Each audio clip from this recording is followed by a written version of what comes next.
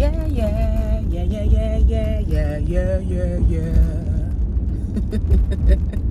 That song takes me out, y'all.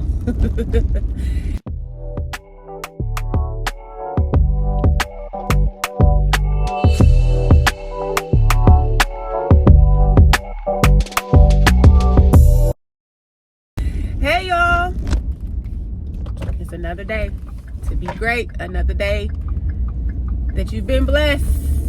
Giving God glory and honor to be chosen to see yet another day. I'm not on my way to work just quite yet, but I am going. I saw online, I know y'all see this picture in the back seat.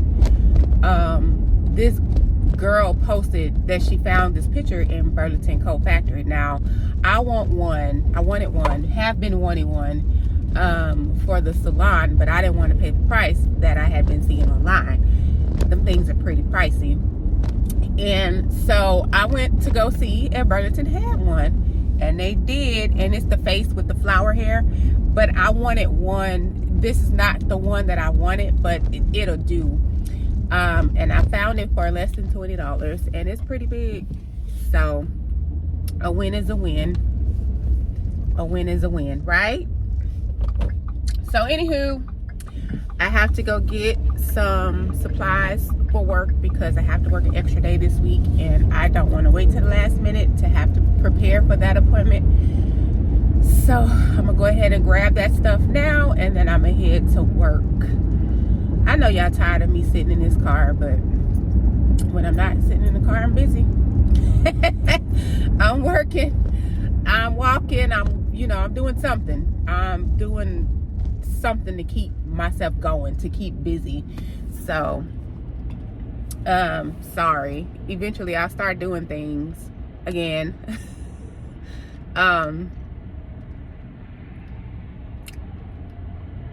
I am enjoying the cooler weather a lot. Fall is my favorite time of year. I love everything about fall. The food, the style, the weather. I don't like anything pumpkin spice, none of that stuff. I'm not a fan of that stuff. Now, when it comes to fall drinks, I do drink a lot of tea, but my coffee, like lately, is just creamer. But now that it's fall weather or cooler weather, I put a few bits of cardamom in it, but no sugar. Yeah. I do want to make some potato soup and some chicken and dumplings, and I may make some chili. I'm not a big fan of chili, but I got to be in the mood to eat chili. Like chili, things like chili, spaghetti,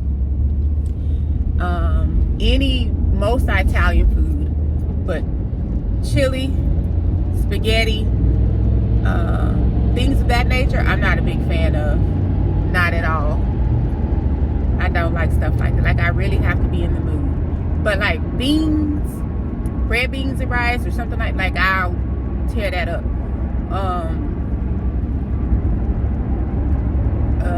Stuff that I had to eat growing up, like I was forced to eat growing up, I'm not a big fan of it now.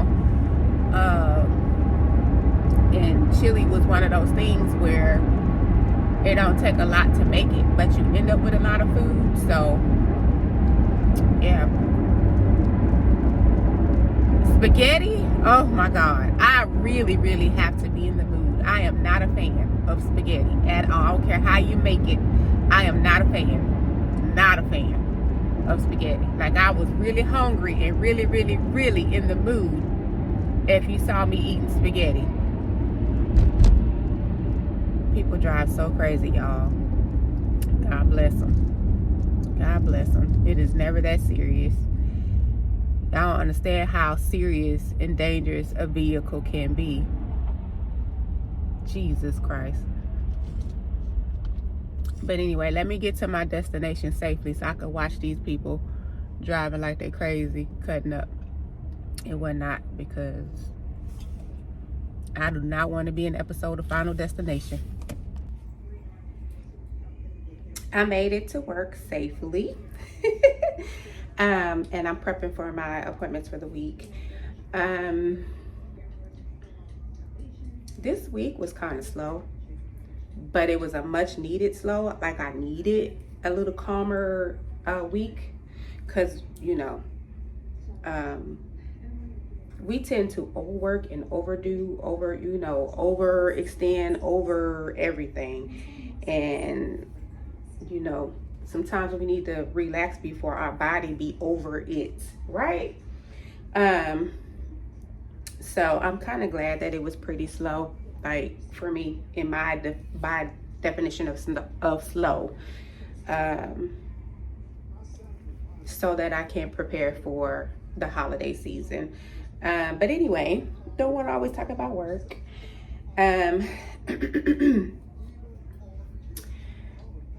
I wanted to check in with everybody, you know, the few little handful of followers that I have, and kind of, just talk my thoughts out. At this point, I kind of use YouTube as a diary. I use it as a journal. I use it as, processing thoughts. I use it for a lot of reasons now. It's helped me with a lot. So this is my message to anybody out there who's considering doing YouTube and have apprehension about it. Do it. Do it.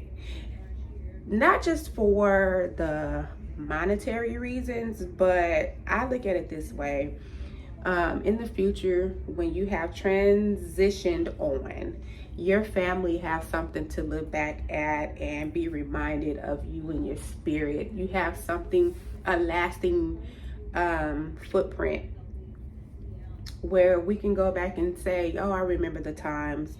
I have a childhood friend who used to do YouTube, and I'm saying childhood friend out of respect for everyone. And my friend was murdered. And so this friend used to do YouTube with their family, and every now and then, like, I don't go looking for the videos, but every blue moon, once in a blue moon, the videos will pop up and I get to see, and oh my goodness, I remember that. And the kids were so little. Now the kids are all taller than me. They're doing their own thing. They're grown, I get sentimental about things like that, about the past, about, how things used to be. Life was simple. We didn't have so much to stress about. We weren't losing our elders. I could be misremembering things, if that's the word. Y'all know what I'm trying to say. But I don't remember our elders passing away so young, so often. I was talking to my friend about how I deal with the loss of loved ones very well, because I know the only thing to expect in life is to transition. That's the only expectation that I have, is to transition. Like, everything else it's a gamble, it's a catch-22. It may or may not happen, but I know for sure our time on earth is limited. And so I deal with death very well, because I have that realization. Nothing is permanent. Not one thing is permanent. Nothing is permanent. Nothing is forever. Nothing is for sure. And so, I've told some people this before. When someone has passed, I get this feeling of relief, like of peace, because you get to go be with God. You get to go live your true life. If that's, we're not going to get too deep in all of that, but I'm here witnessing all of the bad things that's going on in the world. I'm here being subjected to behavior patterns and mistreatment, and there's a lot of blessings in life, but I still see a lot of bad too. And I see that there is a spirit attacking us, family, friends, mental health, physical health, parental relationships, marriages, our children. There is something attacking us like crazy. And all I can do is get into the word, get into scripture, and pray about it. find some type of understanding and peace. I pray over my children, my friends, my family, my household, my business, my bank. I pray over my enemies. I pray over doctors. I pray over everyone and everything. And yes, I am a believer. Yes, I am. And that may offend some people, but I am a believer. And so that helps me to cope and deal with a lot of the things that hurt my heart. Like, I carry things so, and people don't, no one will believe that because I have such a hard exterior, but I carry things so deeply and I feel things so deeply. And it's disheartening, some of the stuff that I witness, especially when the children are mishandled. Lately, so many children are coming up missing. There's a lot of murder, suicide. There's a lot of things that people are hiding behind smiles. And I noticed that after quarantine and all that whole thing with COVID, it got worse. And so I just, the way that I deal with those things, I have to minimize the behavior patterns, personality types. I have to minimize a lot of that stuff that I'm around to protect me, because I do carry things so heavily. And sometimes that can offend people.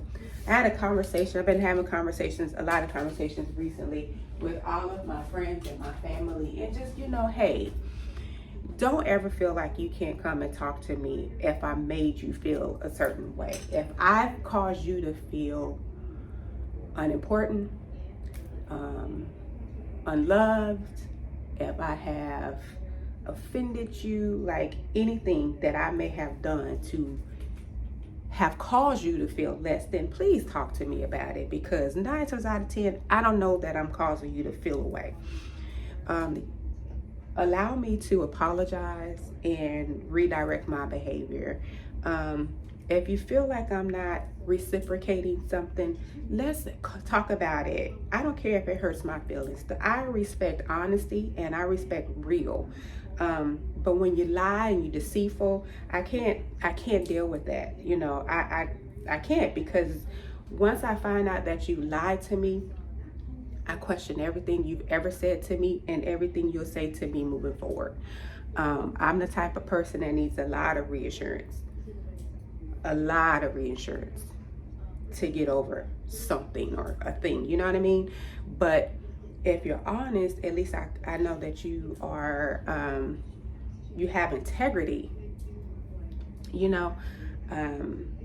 but I had this conversation just last night with my friend, and I'm like, girl, you talk about friendship and you talk about how people don't reciprocate, and she does do a lot for other people, but also, the realization of things from the other side is people may not make the same amount of money or have the financial ability to reciprocate in the same way. People have things going on that they don't feel comfortable talking to people about, and so they're unable to reciprocate. I know for me, like when I feel like when I'm going through anything, I isolate, I get quiet, I'm in my own world, I get super busy. I stay to myself, I try to stay out the way, and it's always misunderstood when I do that. I'm trying to work on that, to change that, but I understand that misery loves company. And I don't want to be the person that brings everybody down because I'm going through something and I'm feeling away and I just can't get into a happy mood. I also understand that happiness loves company too.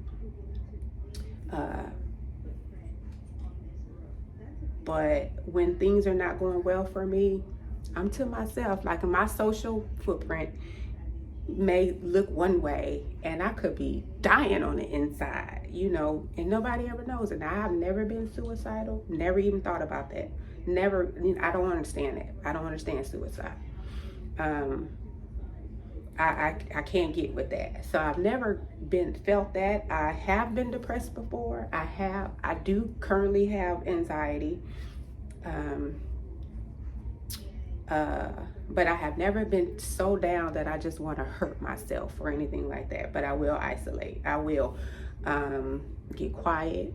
And, you know, as I get older, I'm noticing like who are the people that hear me when I'm quiet. The one person that I kind of expect to know me well enough and hear me when I'm quiet,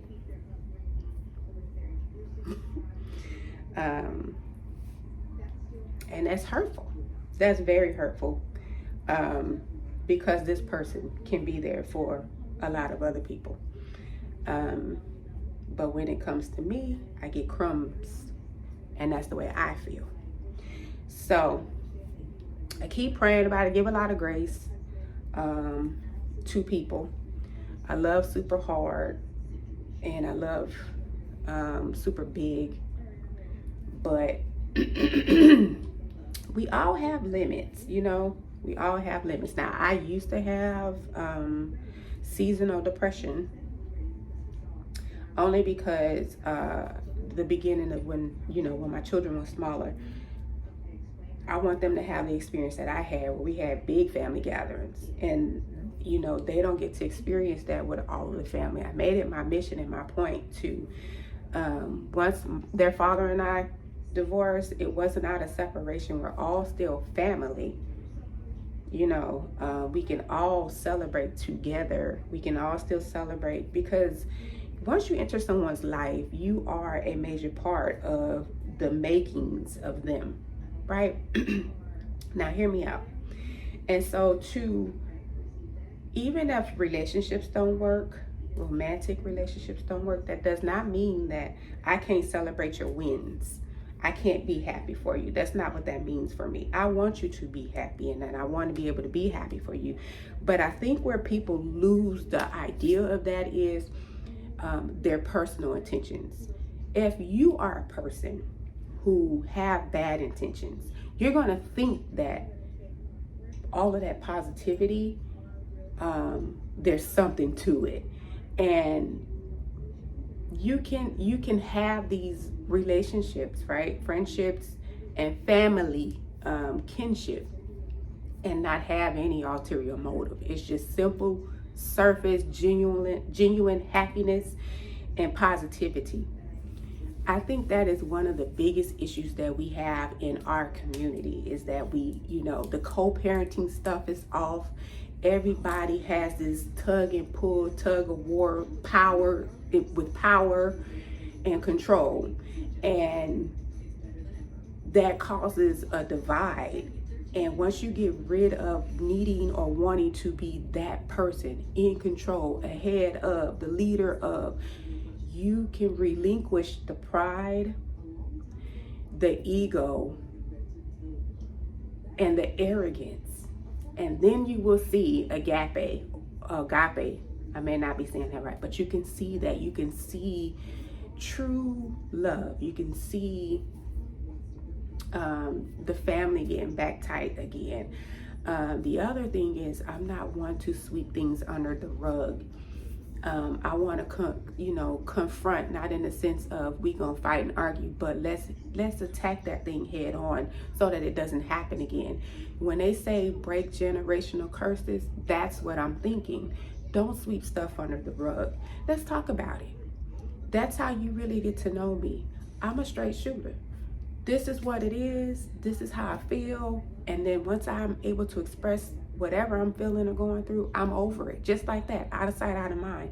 I don't want to argue, because I'm telling you my thoughts and my feelings is not an argument. I'm telling you how I feel about something. You should then receive it. Kind of think about it and whatnot, and then, hey, I understand where you're coming from. Like, listen from a stance of understanding and not a response mechanism, And me, like, I want to hear. Lately, I've been doing a lot of, wait a minute, let me make sure I heard you right. Let me make sure I'm hearing what you're actually saying to me. And that clears up a lot of confusion. Tone is important. I'm bad at that. I'm horrible with my tone and facial expressions. And a lot of times my facial expression is way worse than what I'm actually feeling. But I know that's a problem, and I'm working on it. So I would love, because I love family. I miss having family reunions. I miss getting together, learning traditions and stuff. Like the way my grandparents used to cook. My aunt still cooks to this day, and every now and then she'll get into how she's doing stuff. I talked to my aunt the other day to hear about her preparation for Thanksgiving, and she, in her true form and fashion, was telling me how what she's prepped already and all of that. And I'm taking notes because I've learned before, excuse me y'all, before that hold on to those lessons. It's a lesson. Anytime you talk to your elders and your family, it's a lesson to be learned if you just listen to what they're saying and how they say it. You know, a lot of times we don't have the patience, and well, they just crazy and they talking out the side of their head. But really, it's a lesson, and you won't realize it till well after they're gone. So take advantage when you have the opportunity to sit with someone and learn something. Take advantage of that. Now, you do have some older people who are very nasty, and people want to make excuses. Oh, that's just the way they are. No, that's unacceptable. I don't accept that's the way they are, because you could do better. You don't have to be mean and nasty to people. You don't have to do that, and I don't have to be around it, and neither do you.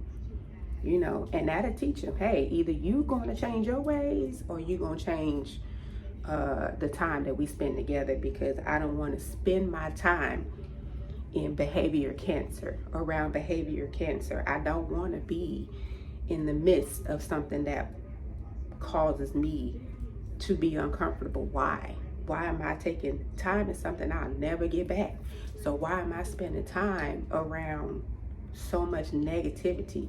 I don't want to be around people who are mean or nasty or want to disrespect it. You know, the worst thing you could do to me is disrespect my spouse, my children, my mama, my sibling. Don't disrespect anybody I love, and I don't care who you are. I don't want nothing to do with you.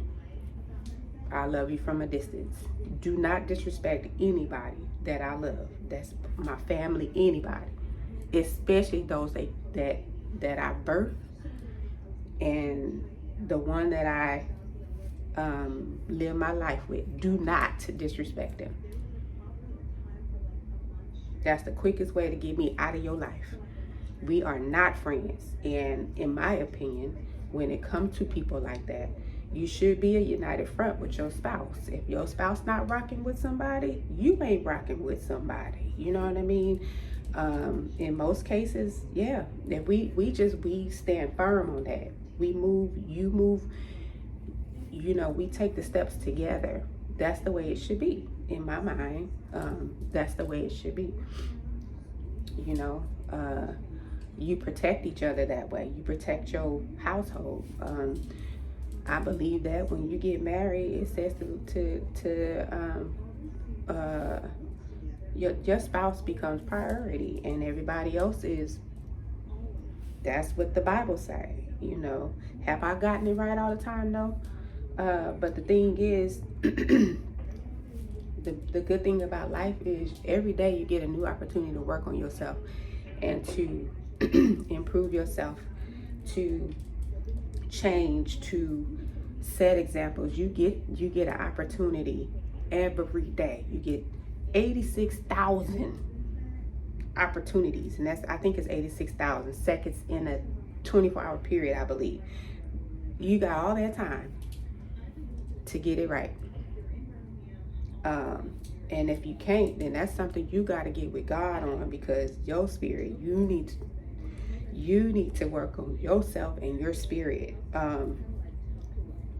Because what do you get out of being mean to people and treating people unkind? And you know that what goes around comes around. And when you mishandle things that God has blessed you with, you know, like, for something that you thought, like, the grass is greener, or it's shiny right there, or this thing is giving me 5 minutes of their time and I don't have to spend all this time and I don't have no responsibility to them, so it feels fresh and new over there. If you put the same